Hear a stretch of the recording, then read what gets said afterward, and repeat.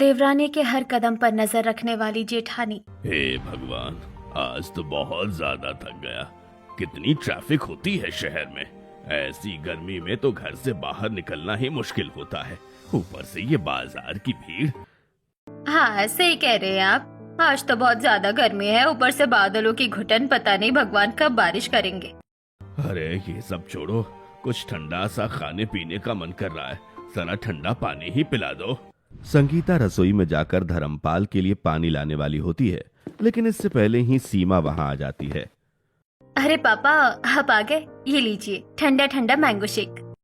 अरे बेटा, तुझे कैसे पता लग जाता है कि मेरा मैंगो शेक पीने का मन हो रहा है? बस पापा मेरे पास जादू है, मैं आप सब लोगों का मन पढ़ लेती हूँ। इतनी देर में अंकित और मोहित भी वहाँ आ जाते हैं।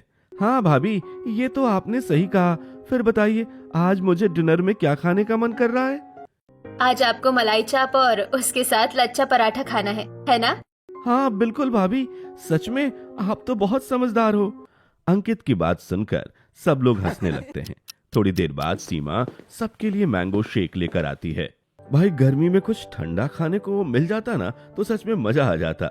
अरे मेरी बहू है जो तुम लोगों के मुंह से निकलने से पहले ही चीजें हाजिर कर देती है। सच में बड़े अच्छे कर्म किए होंगे हमने जो इतनी अच्छी बहू मिली है। हाँ ये बात तो 16 आने सच है, वरना पड़ोस में देखो कैसी लड़ाइयाँ होती रहती है सास बहू के बीच में। मेरी बहू ने तो आज तक मुझसे पलटकर जवाब नहीं दिया, और शादी के बाद आते ही सारी जिम्मेदारियां भी संभाल ली थी। सब लोग सीमा की बहुत तारीफ करते हैं, जिसे सुनकर सीमा बहुत खुश होती है। ऐसे ही दिन बीत जाता है। अगले दिन, भाभी आज मेरे लिए सैंडविच बना दो ना। अरे देवर जी पहले नहा तो लो, देखो कैसे आलस आ रहा है आपको, रात की नींद भी अभी चेहरे से नहीं उतरी है। हाँ भाभी, आज ऑफिस में थोड़ा जल्दी जाना है, मैं 5 मिनट में तैयार होकर आता हूँ। अंकित अपने कमरे में तैयार होने चला जाता है। इधर दीपांशी अपने कमरे से रसोई में आती है, जहाँ सीमा काम कर रही होती है। भाभी आज मुझे कॉलेज में बहुत जरूरी असाइनमेंट जमा करना है, लेकिन मेरे किसी भी कपड़े पर आयरन नहीं हुआ है, अब मैं क्या पहन कर जाऊँ?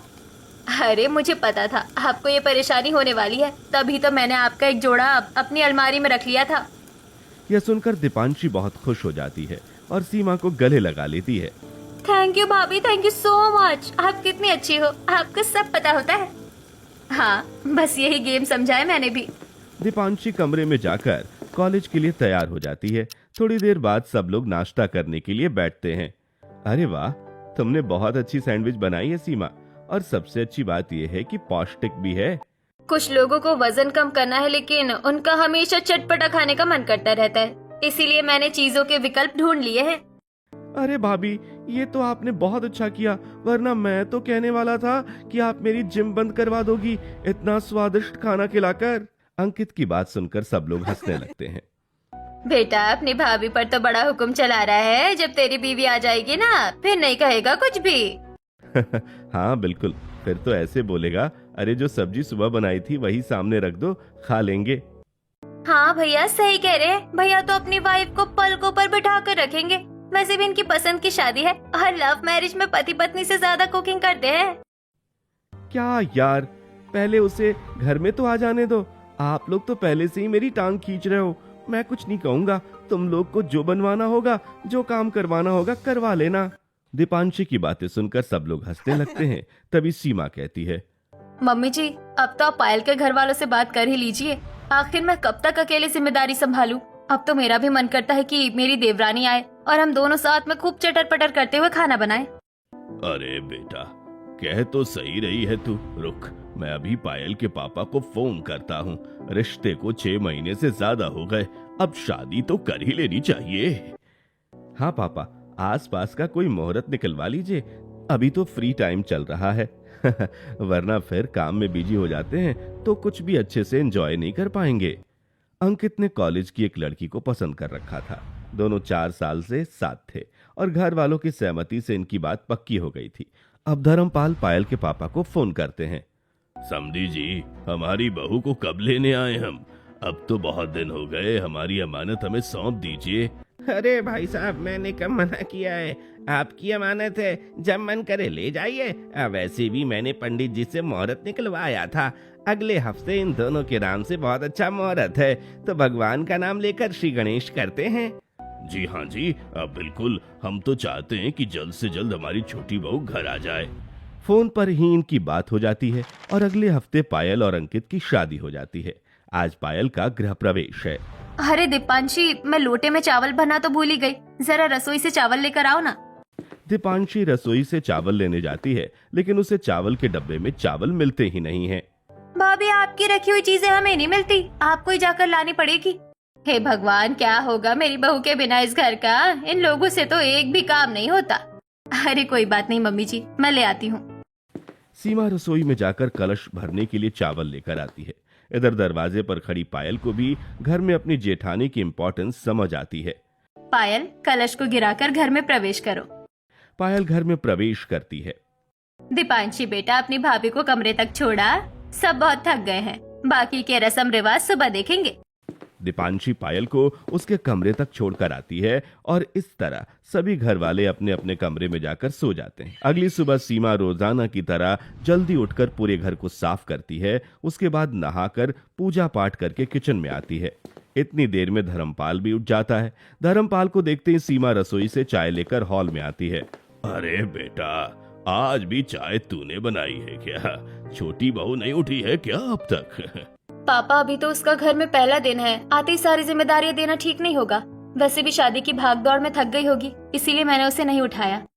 अरे बेटा, तुम तो बड़ी समझदार हो, तुमने तो आते ही पहले दिन घर की सारी जिम्मेदारी संभाल ली थी। मम्मी, क्योंकि मेरी कोई जेठानी नहीं थी ना, मैं बड़ी ही थी घर में। अब पायल के पास मैं हूँ तो उसे क्यों परेशान करना? वैसे भी उसकी पहली रसोई है, उठकर कर लेगी। एक तरफ ये लोग आराम से बैठकर चाय की चुस्कियां लेते हैं, दूसरी तरफ पायल भी उठकर नहा धोकर तैयार होने लगती है। मुझे कुकिंग का बहुत शौक है। पहली रसोई में ऐसा खाना बनाऊंगी कि पूरा ससुराल उंगलियां चाटता रह जाएगा। इतनी देर में अंकित भी उठाता है। अरे भाई, ये खूबसूरत कन्या सुबह सुबह मेरे कमरे में क्या कर रही है?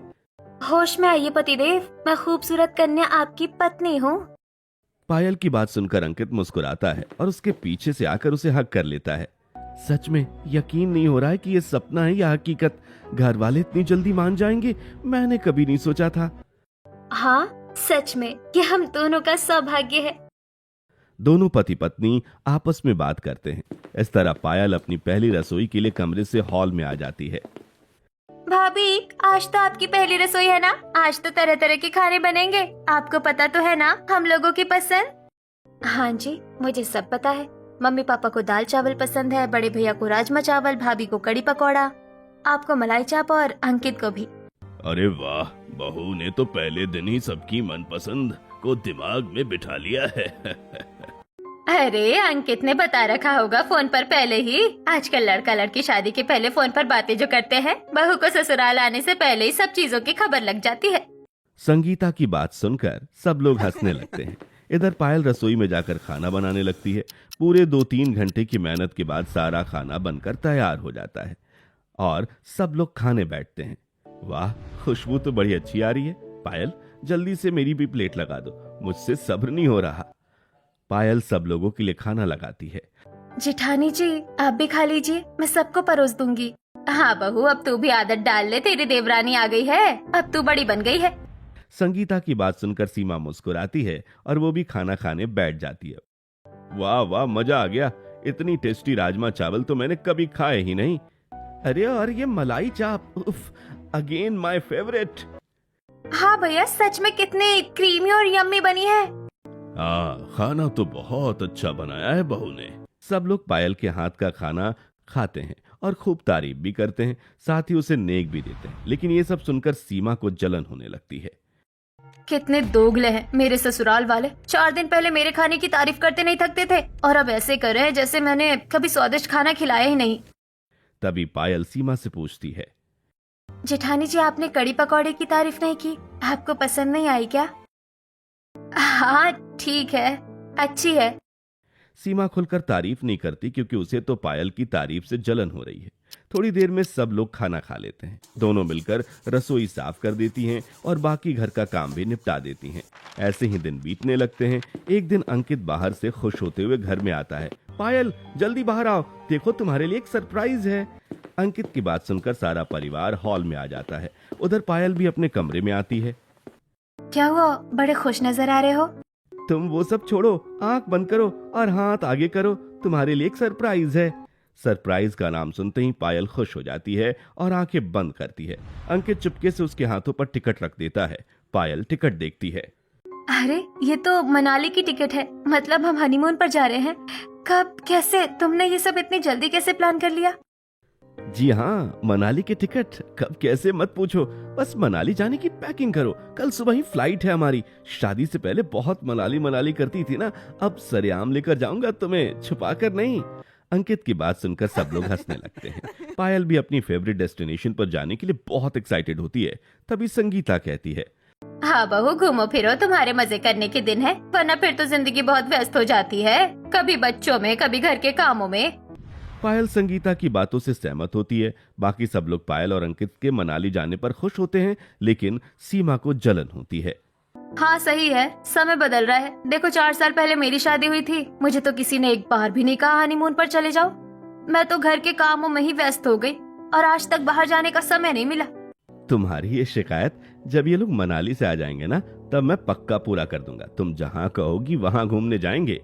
सीमा मुंह बनाकर अपने कमरे में चली जाती है। इधर दोनों पति पत्नी अपनी पैकिंग करके मनाली के लिए निकल जाते हैं। मनाली के खूबसूरत मौसम में पायल बहुत खुश होती है। What a wonderful weather baby. यहाँ पर मेरी पिक क्लिक करना, मैं इंस्टाग्राम पर पोस्ट करूंगी। सबको पता लगना चाहिए मेरी लव मैरिज सफल है और मेरा पति मुझे घुमाने लेकर आया है। अरे हाँ हाँ, सबको दिखाओ। अंकित पायल की अच्छी अच्छी तस्वीरें क्लिक करता है। पायल उन्हें इंस्टाग्राम पर पोस्ट कर देती है। इधर घर का सारा काम खत्म करके सीमा अपने कमरे में आती है और फोन चलाने लगती है। इसके सामने पायल की पोस्ट आती है।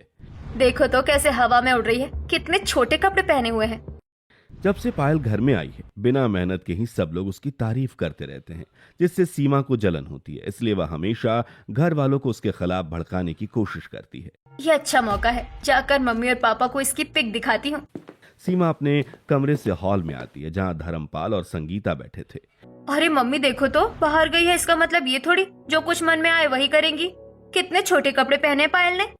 सीमा की बात सुनकर पास बैठी दीपांशी कहती है, अरे भाभी, अब हनीमून पर गई है तो साड़ी तो पहनने से रही, और वैसे भी कपड़ों में कोई खराबी नहीं है। वहाँ का मौसम काफी ठंडा है, गर्म कपड़े पहने भाभी ने और बहुत अच्छे भी लग रहे हैं। दीपांशी सीमा की बात काट देती है और संगीता को भी कुछ ज्यादा फर्क नहीं पड़ता।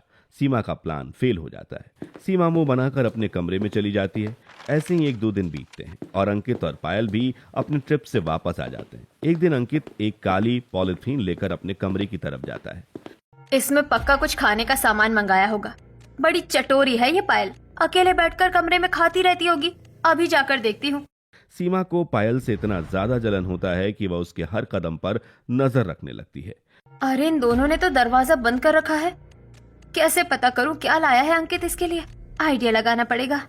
सीमा थोड़ा सोचती है और दरवाजा नॉक करती है। हाँ जेठानी जी, क्या हुआ? कुछ चाहिए था आपको? अरे सॉरी, मैंने तुम लोगों को डिस्टर्ब किया। वो आयरन चाहिए था। वो आयरन शायद तुम्हारे कमरे में रखी है, मुझे अपने कपड़ों पर आयरन करनी थी। पायल आयरन उठाकर सीमा को दे देती है और फिर से दरवाजा बंद कर लेती है। सीमा आयरन लेकर अपने कमरे में आती है। अरे बेड पर तो कुछ था ही नहीं, इसका मतलब इन्होंने छुपाकर दरवाजा खोला है। 1 घंटे से ज्यादा हो गया, आखिर क्या बात कर रहे हैं दोनों एक दूसरे से। सीमा फिर से पायल और अंकित का दरवाजा नॉक करती है। अब क्या हुआ जेठानी जी? अरे वो शायद मेरी साड़ी तुम्हारे कपड़ों में आ गई थी, वही चाहिए थी मुझे। आयरन कर रही थी ना, तो सब पर कर दूंगी।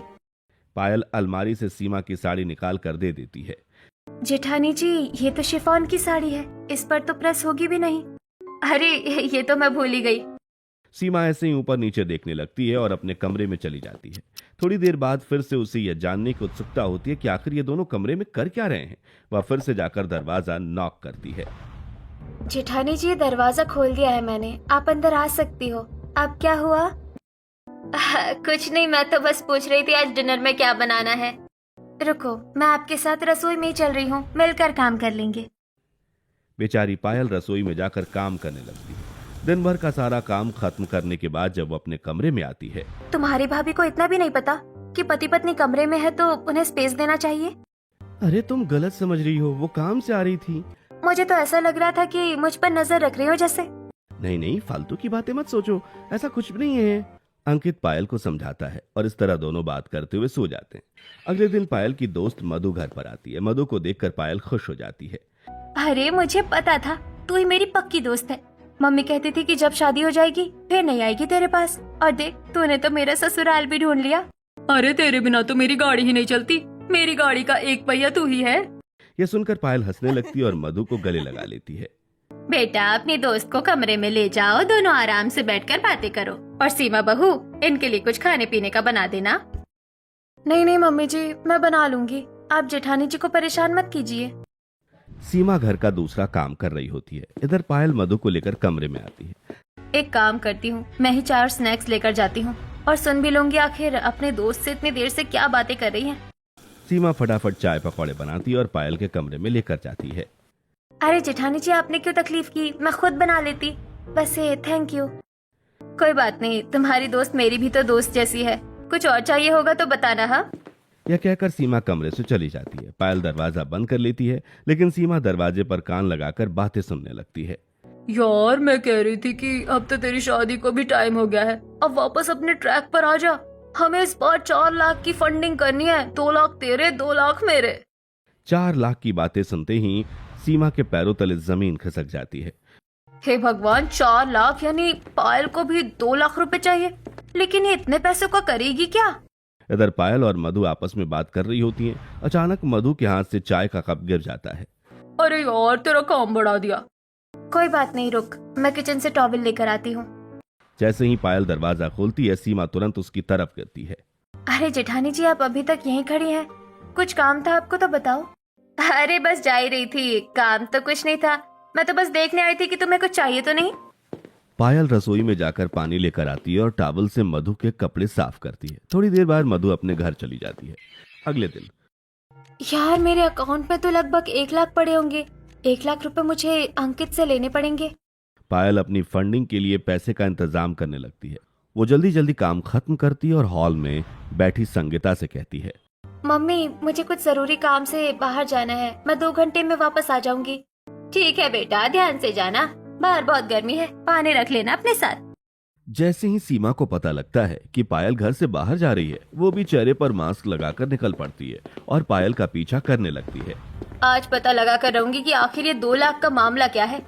दोनों थोड़ी दूर जाते ही आगे ट्रैफिक बढ़ने लगता है। इधर मोहित सीमा को फोन करता है। सीमा यार कहाँ हो तुम? मैंने कहा था ना कि आज जल्दी ऑफिस से आ जाऊंगा, फिर बाहर शॉपिंग करने चलेंगे। देखो मेरे पास एक जोड़ा कपड़ा अच्छा नहीं है और तुम्हारे बिना मैं शॉपिंग नहीं कर सकता। हाँ बस मैं घर से थोड़ा ही बाहर हूँ, अभी आती हूँ।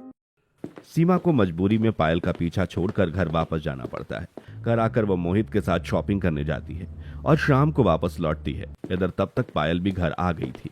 दोनों देवरानी जेठानी मिलकर शाम के खाने की तैयारी करने लगती हैं और फिर सो जाती हैं।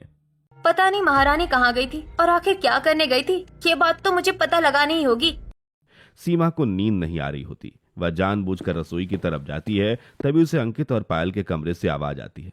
यार तुमने कहा था कि शादी के बाद जॉब मत करना, मैं सब संभाल लूंगा। अब मुझे पैसों की जरूरत है तो पैसे तो तुम्हें देने पड़ेंगे बाबू। मैंने मना किया है, लेकिन यार 1 लाख बहुत ज्यादा है। मैं तुम्हें 50,000 दे सकता हूँ और 50,000 अगले महीने दे दूंगा, पक्का। चलो ठीक है, बाकी का मैं अरेंज कर लूंगी। सीमा दरवाजे पर कान लगाकर ये बातें सुन लेती है। आखिर चल क्या रहा है, पैसों का क्या करेगी मेरी देवरानी? सीमा मन में सोचने लगती है, कहीं टीवी और फिल्मों में जैसे दिखाया जाता है वही चक्कर तो नहीं? मेरी देवरानी भी घर से संस्कारी बनकर निकलती हो और आगे जाकर छोटे कपड़े पहनकर क्लब में पार्टी करती हो अपनी दोस्तों के साथ। मुझे तो इसकी दोस्त भी वैसी ही लग रही थी। सीमा अपने मन में ऐसे ही पायल को लेकर कहानियां बना लेती है और जाकर अपने कमरे में सो जाती है। अगली सुबह होते ही पायल जल्दी काम खत्म करके अपने कमरे में तैयार होती है। तभी सीमा बहाने से उसके कमरे के पास से गुजरती है। पायल अपनी दोस्त से फोन पर बात कर रही होती है। हाँ बस यार 10 मिनट दे, मैं अभी घर से निकल रही हूँ। पायल घर से निकलती और सीमा भी उसका पीछा करने लगती है। पायल को महसूस होता है कि शायद कोई उसका पीछा कर रहा है। जैसे वो पीछे मुड़कर देखती है, सीमा वहां से गायब हो जाती है। अरे यार अगर इसने मुझे देख लिया तो बड़ी मुसीबत हो जाएगी। मतलब आज भी मैं पता नहीं लगा पाऊंगी कि आखिर चल क्या रहा है। पायल के बार बार पीछे मुड़कर देखने की वजह से सीमा को घर वापस आना पड़ता है। ऐसे ही दिन बीत जाता है। अगले दिन पायल, तुम्हारा काम हो गया ना? देखो, अगर जरूरी है तो मैं फिर अपने किसी दोस्त से लेकर दूंगा और अगले महीने उसे वापस कर दूंगा। अरे पतिदेव, मैंने कर लिया है जुगाड़, आप टेंशन मत लीजिए, अपने काम पर ध्यान लगाइए।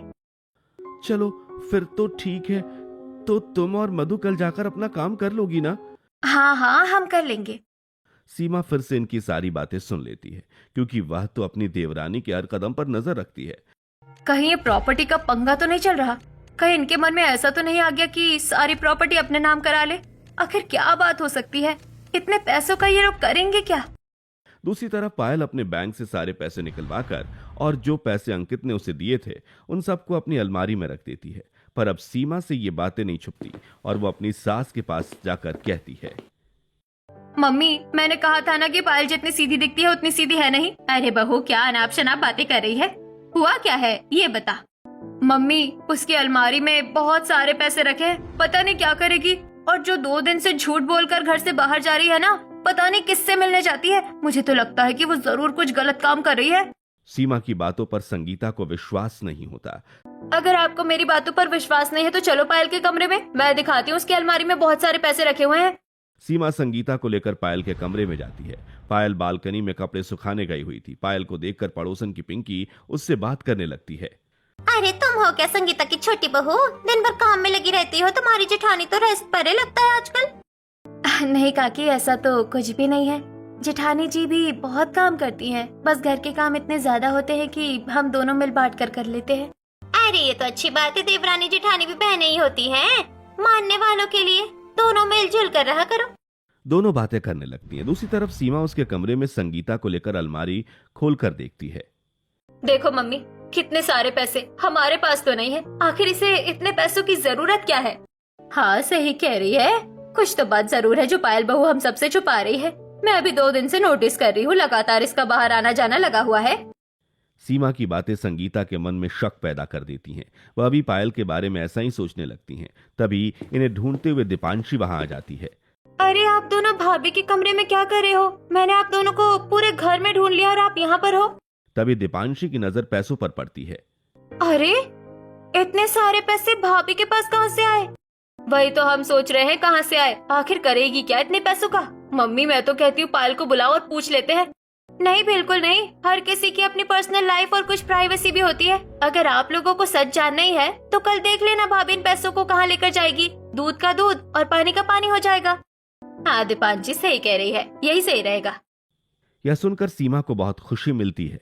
अब तो वह अगली सुबह का इंतजार करने लगती है। इधर पायल भी कपड़े लेकर नीचे आ जाती है और सारे कपड़े अपने कबर्ड में जमा कर देती है। अगली सुबह पायल घर का सारा काम खत्म करके अपने पर्स में पैसे डालकर निकल जाती है। मम्मी जल्दी चलो, वरना वो हमसे आगे निकल जाएगी। सीमा अपनी सास और ननद को ब्लैक मास्क पहनाकर पायल के पीछे लगा देती है। रास्ते में पायल को मधु मिलती है। अरे यार, एक तो इतनी गर्मी हो रही है, ऊपर से तू हर बार इतना इंतजार कराती है। यार मेरी शादी हो गई है, ससुराल में रहती हूँ, घर का काम करके आना पड़ता है। चल अब जल्दी, और लेट नहीं करना है।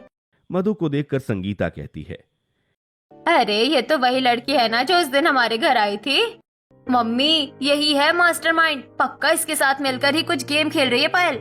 जैसे जैसे पायल और मधु कैब में बैठकर आगे की तरफ जाती हैं, इधर ये तीनों भी कैब कर लेती हैं और उनका पीछा करने लगती हैं। अचानक पायल की कैब रुकती है और दोनों उतर जाती हैं। संगीता, सीमा और दीपांशी की कैब रुकती है और वो भी उतर जाती हैं। अरे ये यहाँ कहाँ रुक गई है दोनों? यहाँ तो कुछ ऐसा दिखाई भी नहीं दे रहा जहाँ इनका कुछ काम हो। मम्मी, ये तो अनाथ आश्रम है, आखिर भाभी को यहाँ क्या काम पड़ गया? अब तो वो देखने से ही पता लगेगा ना, हम यहीं से देखेंगे। पायल और मधु अनाथ आश्रम के अंदर जाती हैं। इधर ये तीनों भी उनके पीछे पीछे चली जाती हैं। पायल को देखते ही छोटे छोटे बच्चे आकर उसे हग कर लेते हैं। दीदी आ गई, दीदी आ गई। अरे मेरे बच्चों, मैंने आप लोगों को बहुत मिस किया। दीदी, हम भी आपको बहुत याद कर रहे थे। आज हमारे लिए क्या लेकर आई हो? आज आपके लिए बहुत सारी चीजें हैं, पर उससे पहले आपको मुझे कुछ देना होगा। क्या देना होगा? पायल अपना गाल आगे करती है। छोटे छोटे बच्चे उसके गाल पर किस करते हैं। उसके बाद पायल उन्हें चीजें बांटने लगती हैं। ये लो खुशी, तुम्हारी खुशी के लिए कैडबेरी डेयरी मिल्क, और गोलू तुम्हारे जैसी गोल मटोल चॉकलेट बॉल, और ये आप सभी के लिए ढेर सारे बिस्किट और नमकीन। दीदी, आप तो हमारी सारी फेवरेट चीजें लेकर आई हो। इससे भी अच्छी अच्छी चीजें हैं मेरे पास, लेकिन उससे पहले आप लोगों को अच्छे से पढ़ना होगा। मैं आकर मैम से पूछूंगी, और हाँ, जो बच्चा फर्स्ट आएगा उसको बड़ा गिफ्ट मिलेगा। बच्चे पायल को देखकर बहुत खुश होते हैं। पायल और मधु उनसे बहुत सारी बातें करती हैं। फिर थोड़ी देर में बच्चे अपने कमरे में चले जाते हैं। इधर पायल अनाथ आश्रम के मैनेजमेंट वाले रूम में जाती है और सारे पैसे डोनेट कर देती है। भाभी, हो गया ना आपका वहम क्लियर? आप जो सोच रही थी वैसा कुछ भी नहीं है। मुझे तो पहले ही पता था मेरी बहू कुछ गलत नहीं कर सकती। अरे कितना बड़ा दिल है इसका, अपना बचा हुआ एक एक पैसा इन बच्चों के नाम कर दिया। और मम्मी भाभी को देखकर बच्चे कितने खुश हुए। ऐसा लग रहा था जैसे भाभी सालों से बच्चों के लिए कुछ न कुछ कर रही हो, और बच्चे उन्हें जानते हो। एक अलग ही अटैचमेंट और प्यार है बच्चों की आंखों में भाभी के लिए। ये सुनकर सीमा के तो होश उड़ जाते हैं और वो अपने आप में ग्लानि महसूस करने लगती है। बहू, इसीलिए कहती हूँ कि आधा सच पूरे सच से ज्यादा खतरनाक होता है। कुछ सोच समझ कर बात किया कर। पर नहीं, तुझे तो किसी की माननी ही नहीं है। अपनी हरकतों की वजह से सीमा खुद की नजरों में गिर जाती है और अपनी सास और ननद की नजरों में भी बुरी बन जाती है। लेकिन फिर भी उसका शक्की दिमाग सोचता है, ऐसा हो ही नहीं सकता कि ये इतनी अच्छी हो और अपने सारे पैसे अनाथ आश्रम में डोनेट कर दे। कहीं इन्होंने हम तीनों को पीछे देख तो नहीं लिया और हमें देखकर ये सारा ड्रामा रचा हो। मम्मी, जरूरी तो नहीं जो दिख रहा हो वही सच हो, कुछ और बात भी तो हो सकती है। अरे अब क्या बाकी रह गया है, कहना क्या चाहती है? यही कि जब तक मैं खुद मैनेजमेंट से ना पूछ लूं कि ये लड़की कौन है, इसे जानते हैं या नहीं, और इसने पैसे क्यों दिए हैं, तब तक मुझे शांति नहीं मिलेगी। भाभी, आपकी शांति के लिए हम ये भी कर लेंगे। चलो थोड़ी देर रुक जाते हैं। थोड़ी देर बाद मधु वहां से चली जाती है। इधर सीमा फटाफट रिसेप्शनिस्ट के पास जाती है। वो लड़की जो अभी पिंक साड़ी में थी और उसके साथ एक लड़की और थी येलो टॉप वाली, आप लोग उन्हें जानते हैं? आखिर वो यहाँ क्या करने के लिए आई थी? अरे मैडम, उन्हें कौन नहीं जानता। 4 साल से लगातार वो इस अनाथ आश्रम को फंडिंग दे रही है, बच्चों के लिए समय समय पर सुविधाएं दे रही है और उनसे मिलने भी आती है। बड़ा ही नाम है इस क्षेत्र में उनका। यह सुनकर संगीता गर्व से कहती है, वो मेरी बहू है। माता जी आपकी बहू बाद में है और सोशल वर्कर पहले। सच में उन्होंने इन बच्चों के लिए बहुत कुछ किया है, यहाँ तक कि वो अपनी सैलरी का 60% यहाँ डोनेट करती थी, जो कि बहुत बड़ी बात है। संगीता और दीपांशी को रिसेप्शनिस्ट से पायल की प्रशंसा सुनकर बहुत अच्छा लगता है और वे बाहर आकर सीमा से कहती हैं, सीमा बहू अब कितनी बेइज्जती कराएगी खुद की। चल अब घर चल। मुझे तो भाभी पर प्राउड फील हो रहा है, इतनी कम उम्र में इतनी अच्छी अच्छी अचीवमेंट्स। सीमा शर्मिंदा होकर बाहर आने लगती है। तभी पायल और अंकित वहां आ जाते हैं। तुम दोनों यहाँ क्या कर रहे हो? तेवर जी, आपको तो ऑफिस में होना चाहिए था। हाँ, होना ही चाहिए भाभी, पर आपके दिमाग में चल रहा है ना, उसे दूर करने के लिए फिलहाल मेरा यहाँ होना जरूरी था। हाँ जेठानी जी, आपको क्या लगा मैं बाहर जाऊंगी और पैसे उड़ाऊंगी, अपने दोस्तों के साथ पार्टी करूंगी? ये सोचा था ना आपने? पायल सीमा को खरी खोटी सुनाती है। मुझे माफ कर दो, मैंने जलन में आकर पता नहीं क्या क्या सोच लिया। सच में मुझसे बहुत बड़ी गलती हो गई। अरे इसे तू गलती कहती है? वो तो दीपांशी ने मेरी आंखें खोल दी, वरना मैं तेरी बातों पर आंख बंद करके विश्वास कर लेती। तो जो पछतावा तुझे हो रहा है, मैं भी उसी पश्चाताप की अग्नि में जलती। मैं तो पहले से ही कहती हूँ कि आधी अधूरी बातों पर विश्वास नहीं करना चाहिए। मुझे एहसास हो गया है, मुझे ये सब नहीं करना चाहिए था, और ये सब मेरे तुम पर नजर रखने की आदत की वजह से हुआ है। मैं अब ऐसा नहीं करूंगी, मुझे प्लीज माफ कर दो। और अब मैं भी तुम्हारे साथ इस पुण्य काम का हिस्सा बनना चाहती हूँ, मुझे भी अपनी टीम में शामिल कर लो। सीमा को अपनी गलती का एहसास हो जाता है। पायल भी अपना दिल बड़ा करके उसे माफ कर देती है और सब लोग घर आ जाते हैं। ऐसे ही दिन बीतने लगते हैं। अगले महीने मोहित और सीमा की वेडिंग एनिवर्सरी आती है। तो बताएं डियर वाइफ, आपको गिफ्ट में क्या चाहिए? आप मुझे जो भी देना चाहते हो पैसे दे देना, गिफ्ट मैं खुद ले लूंगी।